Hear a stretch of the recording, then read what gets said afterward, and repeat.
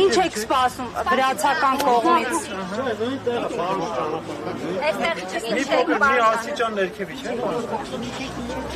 Ինչ եք սպասում դուք, ինչ հայտարարություն կլինի։ Պատասխանի դեսպանը իմ տպավորությամբ դեսպանը տեղյակ չէր եւ նորը հարցում տվել ինքը խոստացավ որ մոտակա ժամանակներում կստանա պատասխանը եւ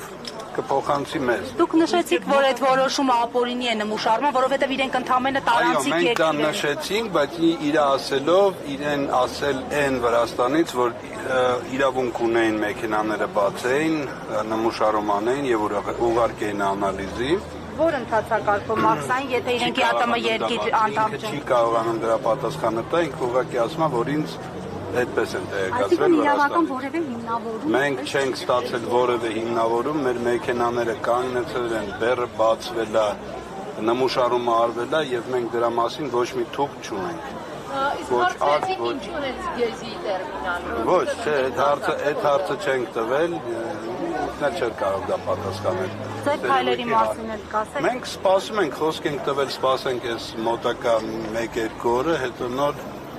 երևույթի նորից կգանք։ Չէ, ինքը ասեց կարող է նաև այսօր լինի, բայց կարող է 2 օրից լինի։ Իսկ պահանջը կառավարությունից, Հայաստանի Հանրապետության կառավարությունից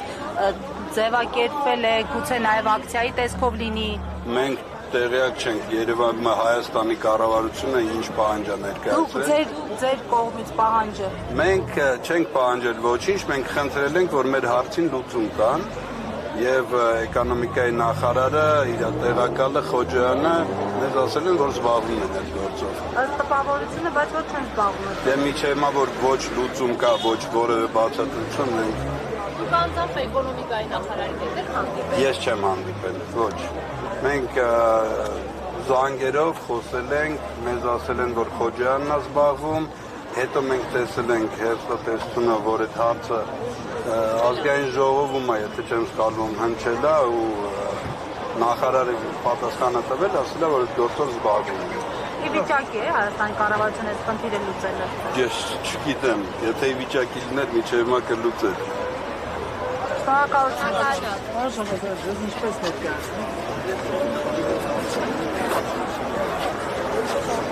Շնորհակալություն։